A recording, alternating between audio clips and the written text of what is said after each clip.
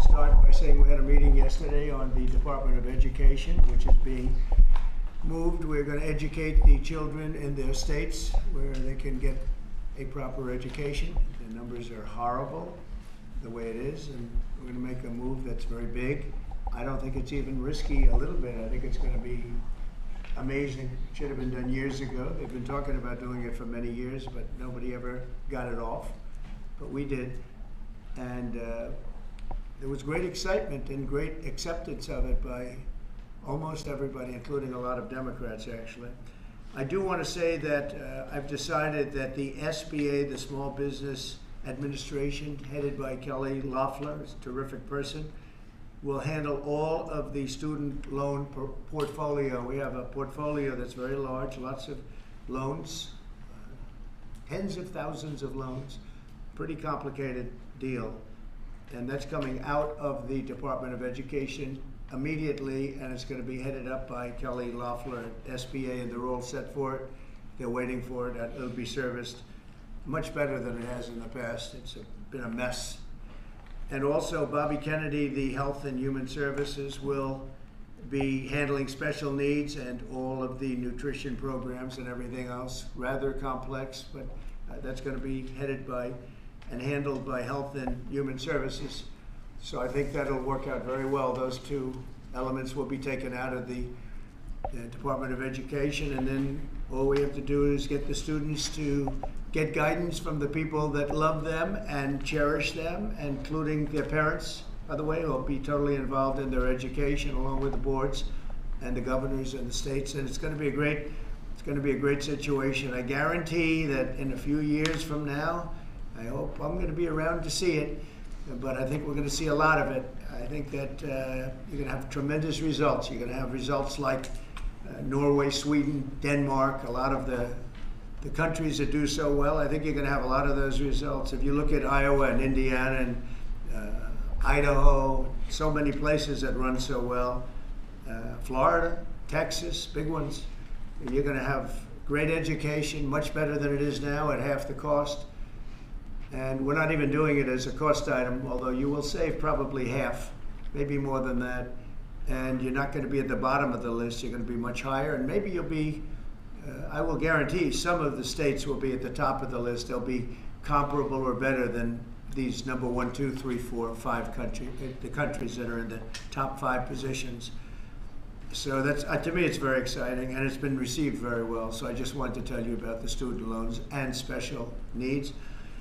But we're here for a reason today that is very exciting, and I'm thrilled to announce that at my direction, the United States Air Force is moving forward with the world's first 6th generation fighter jet. Number 6, 6th generation. Nothing in the world comes even close to it. And it'll be known as the F-47. The generals picked a title, and it's a beautiful number, F-47. It's something the likes of which nobody has seen before in terms of all of the attributes of a fighter jet. There's never been anything even close to it, from speed to maneuverability to what it can have to payload. And this has been in the works for a long period of time. After a rigorous and thorough competition between some of America's top aerospace companies, the Air Force is going to be awarding the contract for the next generation air dominance platform to Boeing. As you know, was highly competed for. There was a lot of competition, generals, and it's been going on for a long time. Very, very tough competition, but this plane is produced numbers that nobody's ever seen before. The F-47 will be the most advanced, most capable, most lethal aircraft ever built. An experimental version of the plane has secretly been flying for almost 5 years, and we're confident that it massively overpowers the capabilities of any other nation. There's no other nation. We know every other plane. I've seen every one of them, and it's not even close. This is a next level. You know, level 5 is good. This is level 6, they say. The F-47 is equipped with state-of-the-art stealth technology. It's virtually unseeable and unprecedented power. It's got the most power of any jet of its kind ever made. maneuverability likewise is there's never been anything like it, despite the power and speed. Its speed is top. It's over 2, which is something that you don't hear very often. America's enemies will never see it coming. Hopefully we won't have to use it for that purpose, but you have to have it. And if it ever happens, they won't know what the hell hit them. A new fleet of these magnificent planes will be built in the air during my administration over the next couple of years. It's ready to go. They've already built much of what has to be built in terms of production, including the sheds. We'll ensure that the USA continues to dominate the skies. We've given an order for a lot. We can't tell you the price because it would give way to some of the technology and some of the size of the plane, good sized plane. This contract also represents a historic investment in our defense industrial base, helping to keep America at the cutting edge of aerospace and technology. Our allies are calling constantly. They want to buy them also, and certain allies will be selling them, perhaps toned down versions. We like to tone them down about 10%, which probably makes sense because someday maybe they're not our allies, right? But I would like to ask Secretary Hegseth, who's doing a fantastic job. He's really been very inspiring in so many ways, and I must say that before he speaks, we have had record people wanting to join our military in the last 2.5 months, literally since this, I think probably since the election, November 5th, but especially since we came to office and since I announced Pete. He's young, he's smart, he's strong, he loves it, and they love him. But we've had record numbers of people wanting to join our military. Now, if you go back 6 months, it was the exact opposite. You had record numbers of people not wanting to join the military. Now you have record numbers of people wanting to be in our military, and that's a great honor. That shows you we're really on the right track. So, Pete, maybe say a few words. Sure. Please. Well, Mr. President, this is a big day. This is a big day for our warfighters. This is a big day for our country, a big day in the world. The name of this program is the Next Generation of Air Dominance. And Mr. President, because of your leadership, your clarity, America is going to have generations in the future of air dominance because of this 6th generation fighter. We've had the F-15, we had the F-16, the F-18, the F-22, the F-35. Now we have the F-47, which sends a very direct, clear message to our allies that we're not going anywhere, and to our enemies that we will be able to project power around the globe unimpeded for generations to come. Mr. President, this is a gift to my kids and your kids, to my grandkids and your grandkids. This is a historic investment in the American military, in the American industrial base, in American industry that will help revive the warrior ethos inside our military, which we're doing, rebuild our military, which the previous administration did not do, by the way, Mr. President. They paused this program and were prepared to potentially scrap it. We know this is cheaper, longer range, and more stealthy. President Trump said we're reviving it and we're doing it. And then we are also going to reestablish deterrence. Under the previous administration, we looked like fools. Not anymore. President Trump has reestablished American leadership. The F-47 is part of it. And Mr. President, thank you for having the courage to do it and leading the way for all our warfighters. Thank you very much, Pete. One of the things I will say, but the generals are going to speak in just a couple of seconds, but this plane flies with drones. It flies with many, many drones, as many as you want, and it's a technology that's new, but it doesn't fly by itself. It flies with many drones, as many as we want, and that's something that no other plane can do. So I'd like to introduce, if I might, Air Force Chief of Staff General David Alvin, and also General Dale White, two incredible people that I've known over the years, but I got to know them really well over the last few months. And would you say a few words, please, General? Thank you very much, Mr. President. Mr. President, Mr. Secretary, thank you so much for your unwavering commitment to our military. I will say that this is a big day. This is a big day for our United States Air Force as well. You know, air dominance is not a birthright. but it's become synonymous with American air power. But air dominance needs to be earned every single day. And since the earliest days of aerial warfare, brave American airmen have jumped into their machines, taken to the air, and they've cleared the skies. And whether that be clearing the skies so we can rain down destruction on our enemies from above, or we can clear the path for the ground forces below. That's been our commitment to the fight, and that's really been our promise to America. And with this F-47 as the crown jewel in the next generation air dominance family of systems, we're going to be able to keep that promise well into the future. I also want to thank everyone from industry and with the government, our engineers, who have worked tirelessly on this program to bring it where we are right now today. This shows that American talent, American skill, and American determination are second to none, because this platform is second to none. So we believe that this provides more lethality, it provides more capability, more modernized capability in a way that is built to adapt. This, along with our collaborative combat aircraft the President talked about with drones, this is allowing us to look into the future and unlock the magic that is human-machine teaming. And as we do that, we're going to write the next generation of modern aerial warfare with this. This enables us to do this. The manner in which we put this program together puts more control in the hands of the government, so we can update and adapt at the speed of relevance, at the speed of technology, not at the speed of bureaucracy. This is more Air Force. This is more options for the President. We say as our mission in the United States Air Force is to fly, fight, and win air power anytime, anywhere. If you want to go anywhere, you have to have a platform that gets you anywhere. This provides the President options from the very one end, which is a quick response, and then we can get right back into fighting stance without having to deploy troops that are going to take maybe months and cost more lives. We can be back in fighting stance, and maybe we restore that deterrence. All the way to decisive victory as part of a joint force that is the most lethal and capable military ever known in history. That's what we provide now, and this allows us to provide it into the future. It's more deterrence, more capability. It's what peace through strength looks like into the future, Mr. President. And so we're very proud to do that. And all we can say is, on behalf of the United States Air Force, let's deliver. Thank you very much. Thank you, General. Would you like to say something? No, sir, I'll just double down what the chief said. He knows what to do. Generational He knows who the boss is. That's exactly right.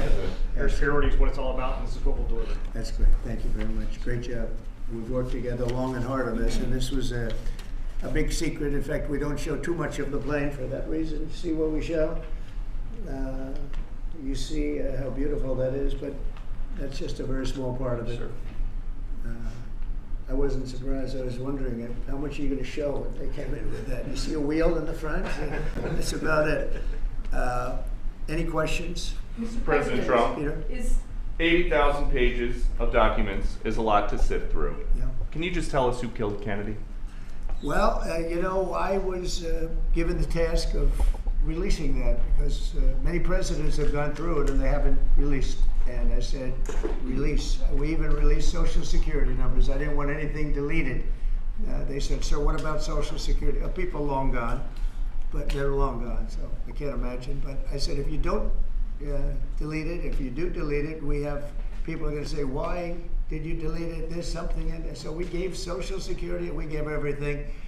And the rest is for you to look at, Peter. You're going to see whether or not you see anything. But we've given it. We're doing it with Dr. Martin Luther King, too. They're preparing all of that. They're going to release everything. And whoever else they want. I mean, we have nothing. We really have nothing to hide. We shouldn't have. When a lot of time goes by. But with the Kennedy files, in particular, they were going crazy on them. I don't think there's anything that's earth-shattering, but you'll have to make that determination. In those, it's 80,000, it's actually 88,000, and we have some additional things, as you know, come out today. And for that, you can go to the offices and you can see whatever you want to see. Everything is out there, totally open. The additional stuff is available later on today. You go over to the offices and you can have it immediately. And you'll make a determination. And on something else, these Tren de Aragua guys, because of your executive order, they are designated as foreign terrorists. Yeah. If ISIS or Al-Qaeda foreign terrorists were operating here in the United States, cops would probably be shooting first and asking questions later. And so what is the difference between terrorists, between somebody like an ISIS or an Al-Qaeda operative versus a MS-13 or Tren de Aragua? Well, these are people that focus on destroying people in their homes. They're not as international in that sense. They're a group of thugs. They come from Venezuela. They come from the prisons of Venezuela. They're very, very dangerous people, but they didn't look so dangerous when the guards took care of the situation from El Salvador. And I want to thank the president. He's a friend of mine. He's done a great job. But I just can't imagine that the Democrats are taking this issue where they want to have them back. You know, so now they have men playing in women's sports. They have transgender for everyone. They have open borders. They have all of their crazy policies that are, I think, 95-5, not 90-10, okay? And their new policy is, let's bring Tren de Aragua back into our country. Let's bring the worst, these are the worst gang members there are. They looked amazingly frail, though, by the way they were handled. It's very amazing. You know, they weren't, when they were in Colorado cutting the fingers off a man because he made a phone call to the police, they seemed a lot tougher then than they did when they were having their head shaved and they were in shackles. They're tough people, they're bad people. We don't want them in our country. We can't let a judge say that he wants him. You know, he didn't run for president. He didn't get much more than 80 million votes. And we just can't let that happen. It'd be so bad for our country. I won on the basis of getting criminals out of our country that were let in. It was called unforced error. They were let in by Biden, incompetently let in, and let in by the millions, actually. 21 million people, I believe it's 21 million. And that's not even including the gotaways, but these are rough people. We want them out of our country. And I won the election based at least partly on that, and that's a big part, yeah? And I don't know if you totally different. I don't know if you saw this. Tim Walz is now saying about Trump supporters, and forgive me, I'm just reading a quote from Tim Walz, I think I could kick most of their ass. Oh boy, he'd be in trouble. Is there any way to know? Well, he's a loser, yeah, I mean, he's a loser. He lost an election. He played a part. You know, usually a vice president doesn't play a part, they say. I think Tim played a part. I think he was so bad that he hurt her. But she hurt herself, and Joe hurt them both. They didn't have a great group, but I would probably put him at the bottom of the group. Have you heard that Biden wants to get back involved for Democratic politicians, fundraising and campaigning against your policies? What do you think of that? I hope so. Mr. President, there are several families. Mr. President, there are families from some of the people. Who are you with? I'm with La Nación newspaper from Argentina. There are families from some of the people that were on those flights to El Salvador that claim that they're not criminals, they're not members of Tren de Aragua, of MS-13. What can you tell them, and what guarantees can you give them that everyone in those planes were actual criminals, terrorists, as you said? Well, I was told that they went through a very strong vetting process, and that that will also be continuing in El Salvador. And if there's anything like that, we would certainly want to find out. But these were a bad group. This was a bad group, and they were in bad areas, and they were with a lot of other people that were absolutely killers, murderers, and people that were really bad with the worst records you've ever seen. And but we will continue that process, absolutely. We don't want to make that kind of a mistake. Mr. President, is the U.S. planning to give up the position of NATO's Supreme Allied Commander, and if so, why? NATO is something that I saved. NATO was gone until I came along. In fact, the previous Secretary General, very good man, both of them are good. The current man is fantastic. But both of them have said, if it wasn't for Trump, you wouldn't even have a NATO, because we were paying the cost of almost all of the countries. And now they're paying. I said, we're not going to do this. We're not going to continue. You hurt us on trade. You do bad things on trade. And then on top of it, we're supposed to pay for your military. And because of what I did, hundreds of billions of dollars flowed into NATO by countries that just weren't paying. They were delinquent. They weren't paying their bills. So NATO is solid. They're strong. But they have to treat us fairly. Are we going to give up the... Because look, without us, NATO's not the same. And I can tell you, I've been having very good discussions, as you know, with President Zelensky and with President Putin. And President Putin will tell you that without the United States, he wouldn't be worried. But he is worried when the United States is involved. And I have to tell you, I've dealt very well with both gentlemen, and we have, I think we have the confines of a deal. I hope we have the confines of a deal. I'm doing it for two reasons.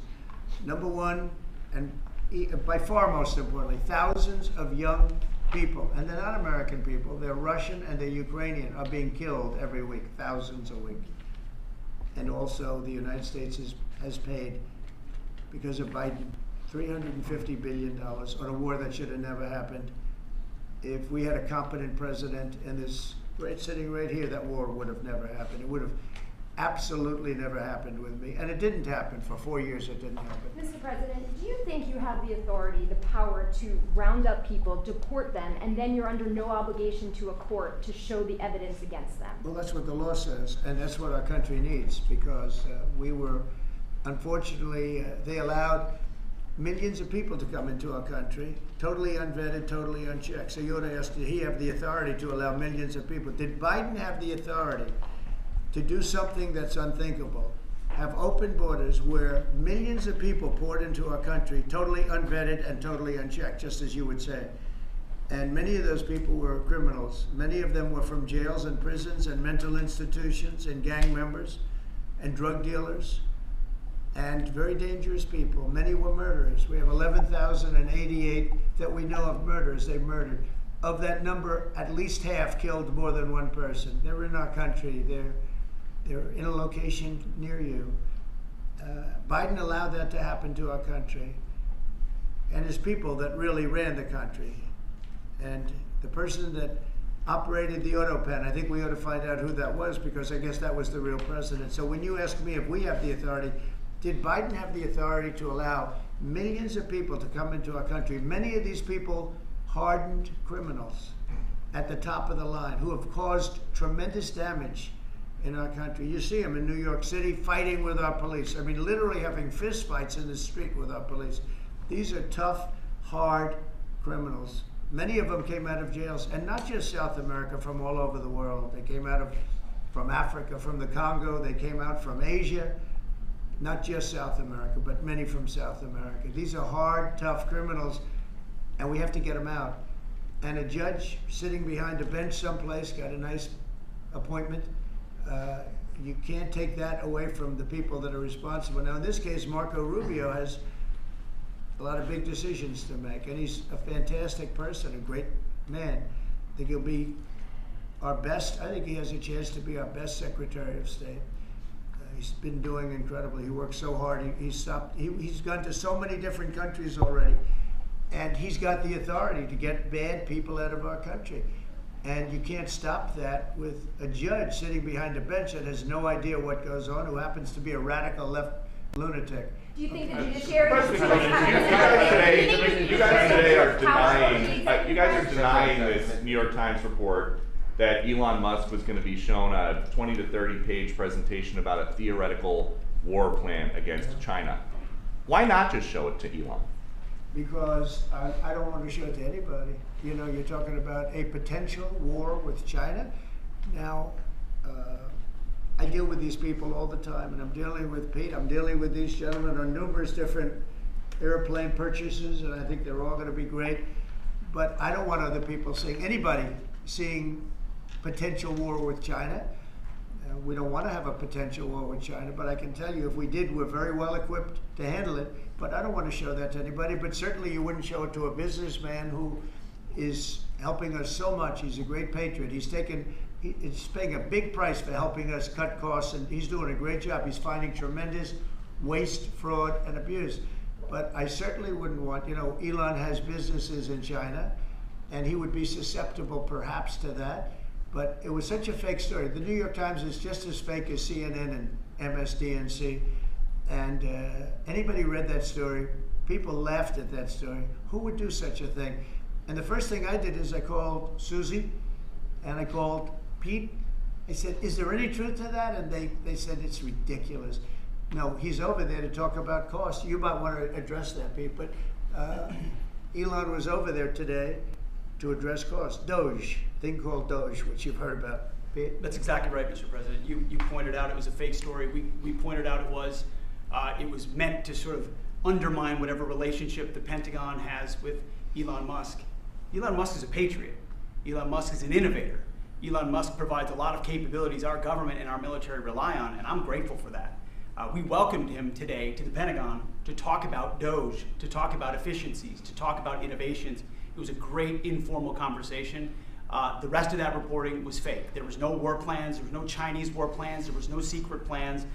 That's not what we were doing at the Pentagon. I might add that I think Elon, if they ever wanted to do that, I think Elon wouldn't do it. I think he wouldn't do it. He wouldn't want to put himself in that position. But if you read what's out of the New York Times, it's such a dishonest newspaper. It's such garbage. It's, it used to be called all the news that's fit to print. Well, it's all the news that's not fit to print. They have fake sources, or they don't have sources. I think they make most of it up. But this was a made-up story by the New York Times. I call it the failing. It's a failing newspaper. It's failing. And they shouldn't do that. They really are the enemy of the people. And We do need honest journalism in this. We've made such big strides over the last 2 months, but we just need honest journalism, and we don't have it. When you have a CNN, you have to watch these people every once in a while just to see where they're coming from, and it's so dishonest. MSNBC is, I think, probably worse, and they're both doing horribly in the ratings. I think they're going to be turned off. I don't think they're not doing any ratings. You're doing well on the ratings. Mr. President, just quickly on, I understand that your trade rep is meeting their Chinese counterpart next week. Yes. Is there anything that they can do to stop April 2nd or to roll back the tariffs that you've put on China already? Well, we could talk, but basically, I call April 2nd. I would have made it April 1st, but I didn't want to be April Fool's Day because then nobody would believe what I said, and they do believe me. April 2nd is going to be Liberation Day for America. We've been ripped off by every country in the world, friend and foe. We've been ripped off on trade. We've been ripped off on military. We protect people and they don't do anything for us. It's just so unfair for years and years. And now some of that money is going to be coming back to us in the form of tariffs. Tens of billions. It's going to be numbers like nobody's ever seen. So NVIDIA announced today, you saw that, hundreds of billions of dollars of investment. The biggest chip maker in the world announced hundreds of billions of dollars of investment. Hundreds of billions, not millions, but billions. They're all coming here. Apple just announced $500 billion worth. They're going to build plants here. They built their plants in China. They're going to build them here. And they're starting immediately. We have investment, the likes of which this country has never seen, already announced. And they all want to have news conferences. I don't have enough time to have that many news conferences, but I would say so far at least $4 trillion. $4 trillion is coming in. Car companies, very importantly, a lot of the car companies that were going to build in Mexico or Canada are now building here. Because I don't want cars from Canada. I don't want cars from Mexico. They want to do it, it's fine, but I want the car companies to build here, not, they were building in Mexico 3 plants, big plants, really big plants, and they were going to sell the cars right across the border. We wouldn't have the jobs, we wouldn't have the profits, we wouldn't get the taxes, we get nothing. All we get is unemployment and empty factories. Those days are over. So now those 3 places are going to build here, but many more than that. We have a big one. Honda is building, just announced a really big plant in Indiana, great state, smart place to build. And we have many car companies coming here. The steel mills are going to be booming, And many other things come with that. But we need that for defense. There are certain things you have to have. You have to have steel. We would have had, if I didn't do in my first term tariffs to stop the onslaught, because they were dumping steel in order to destroy our steel plants.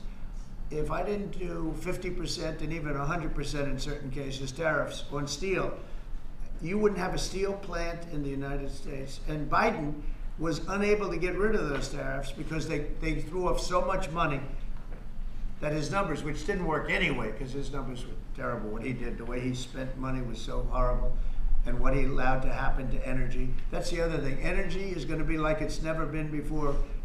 Mr. Vice President is here. Do you have anything to say while you're here? No, sir. I'm good Vice President. I'm just here to watch the show, sir. Okay. I think airplanes are pretty cool, so I wanted to check this out. Airplane's cool. It is cool. Mr. President, anything that China can do to take off the trade war at this point, though.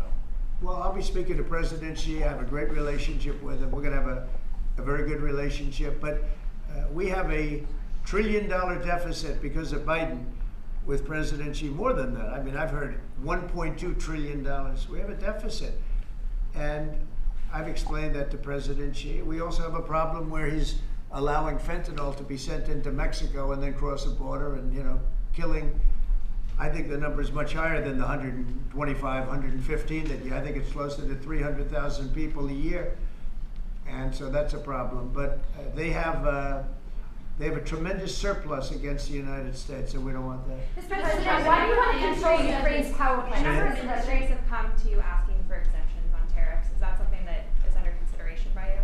Well, people are coming to me and talking about tariffs, and a lot of people are asking me if they could have exceptions.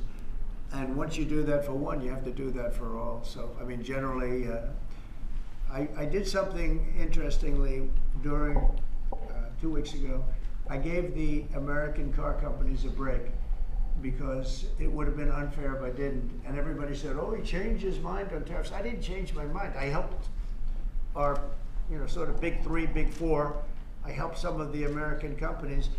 And instead of taking it properly, they said, oh, he changed it. I don't change, but the word flexibility is an important word. Sometimes there's flexibility, so there'll be flexibility, but basically it's reciprocal. So that if China's charging us 50% or 30% or 20%, and I don't mean China, I mean anybody, any country, Canada. Nobody knows that Canada's charging our dairy farmers. They have 270% tariffs. Nobody knows that. Nobody knows that. They have up to 400%. They have a couple of tariffs at 400%. Nobody knows that. Nobody talks about that. And remember, with Canada, we don't need their cars, we don't need their lumber, we don't need their energy, we don't need anything from Canada, and yet it costs us $200 billion a year in subsidy to keep Canada afloat. So when I say they should be a state, I mean that. I really mean that, because we can't be expected to carry a country that is right next to us on our border. It would be a great state. It would be a cherished state. The taxes for Canadian citizens would go down in less than half. They don't spend money on military because they think we're going to protect them. There are many things that they do, like icebreakers. They want us to provide icebreakers for them. Oh, that's wonderful. So the Canada, they're very tough traders too. I want to just tell you, all the people, they're tough traders. They trade very tough. And you know, the expression I use is, some people don't have the cards. I used that expression about a week and a half ago, right? Somebody was negotiating who didn't have the cards, who's now, I think, saying that he wants to do it, and I think we're going to have a big deal on that very special something. We got to make a deal on that. But Canada has been a very nasty negotiator against the United States, took advantage of the United States for a long time. But nobody knows that they were getting 270% tariffs on dairy products. A follow-up on Canada, and I don't think I've heard you say this in all of the talk about Canada becoming the 51st state. Are you concerned that if they became the 51st state, they would be a very, very blue state? Very, very big and very, very blue. No, there might be, but it would, you know, you have that artificial line that goes, that straight artificial, that looked like it was drawn by a ruler. Somebody with I don't mean a ruler like a king, I mean like a ruler, this way. And it's just an artificial line that was drawn in the sand or in the ice. And you know, can I tell Peter, just, you add that to this country, what a beautiful landmass, the most beautiful landmass anywhere in the world. And it was just cut off for whatever reason. It would be great. Now, is it liberal? Maybe, but you know, a conservative until I got involved, because I don't care who wins up there. I frankly probably would do better with the liberal than the conservative, if you want to know the truth. But just a little while ago, before I got involved and totally changed the election, which I don't care about, probably it's to our advantage actually, but the conservative was leading against, I call him Governor Trudeau, the conservative was leading by 35 points. So, you know, so I don't know about that. I think Canada is a place like a lot of other places. If you have a good candidate, the candidate's going to win. And I don't know if you've seen this, but the two astronauts that you just helped Yeah. save from space, they didn't get any overtime pay Yeah. for all that extra time. They got $5 a day per diem. Oh. For 286 days, that is $1,430 in extra pay. Is there anything the administration can do to get them, to make them whole? Well, nobody's ever mentioned this to me. If I have to, I'll pay it out of my own pocket, okay? I'll get it for them. Mr. Mr. President, President, follow up on the you petition mentioned- signs. I like that. I think Mr. President, you President, mentioned the I'll deal. pay it right out of my, is that all? That's not a lot. Me por- For what they had to go through. And I want to thank Elon Musk, by the way, because think if we don't have him.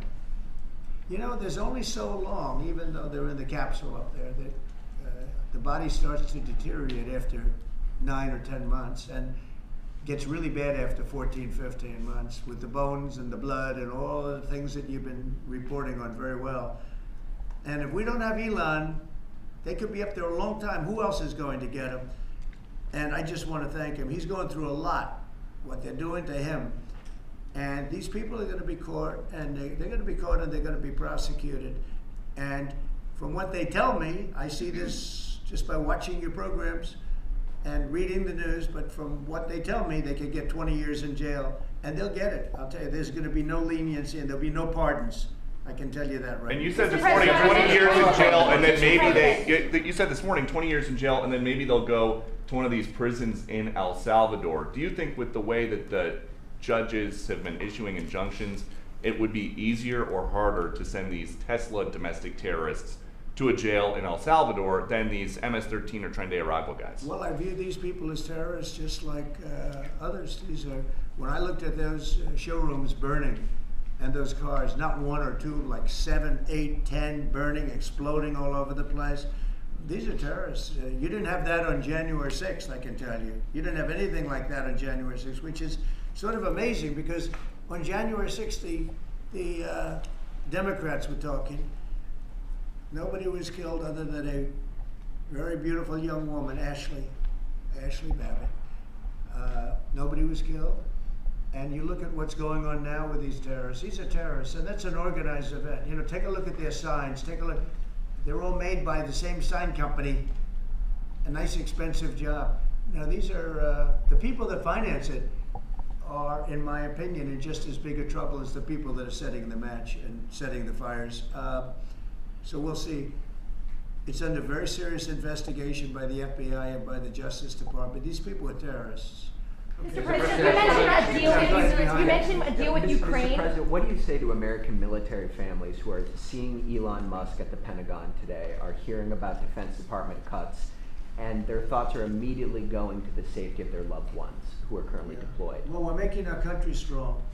And when they see a thing like that and they hear that story about Elon and China, what they should do is realize that the New York Times is a corrupt institution, because I think they're the ones. They knew that story wasn't true. Nobody believed that story. People that, when I first called, they laughed when they heard the story. Nobody believed it, that the Pentagon was giving him a briefing on what war with China would look like, and he has business. No, they made that up because it's a good story to make up. They're very dishonest people. I have it with the Times, and you'll see more and more of it. To me, it's a very dishonest organization. But a story like that is made up. It's total fiction. And I just wanted to make sure. I called up Chief of Staff and I called up Pete, and I said, is there any truth to that? Absolutely not. He's there for Doge, not there for China. And if you ever mention China, I think he'd walk out of the room. He wouldn't take it anyway. So it's just a made-up story. Nobody's taking better care of the military. One of the things that I know that Pete's doing is he's talking about a lot of the civilian staff, and we're going to get them other jobs. You know, we're going to have a lot of jobs in this country, but we don't want to have wasteful jobs. We want to have meaningful jobs. And those were wasteful jobs. Those are jobs that not only military, but jobs where people don't show up. You take a look at Department of Education. I've never seen so many buildings with the names on it. You go past one after another Department of Education, and they're empty.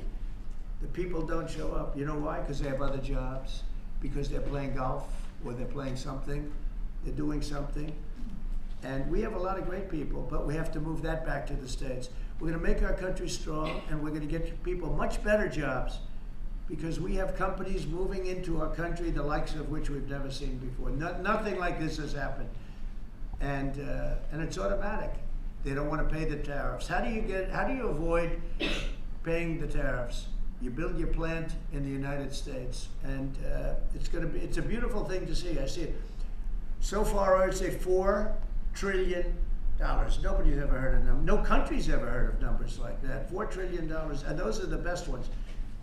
The biggest, best chip maker in the world. I'm not a fan of the CHIP Act, where you give billions of dollars away to companies that don't need it, and it won't bring them here. I'm giving nothing away. All they're doing is coming here. They're building because they want to avoid.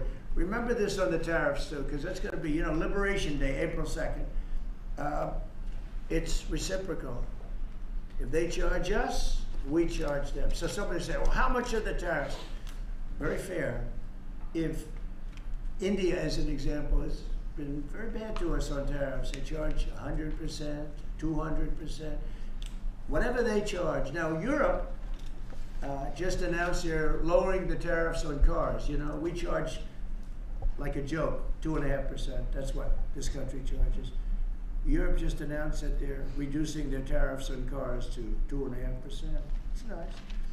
But they also have non-monetary tariffs where they make it impossible for the cars to get in even without the dollars on them and the dollar signs. It's called a non-monetary tariff, where they put on controls where no matter what happens, because they don't want cars, they don't want the American car in their market. And yet they send us millions of cars, they send us big agriculture, they don't want our agriculture, they don't want anything from us.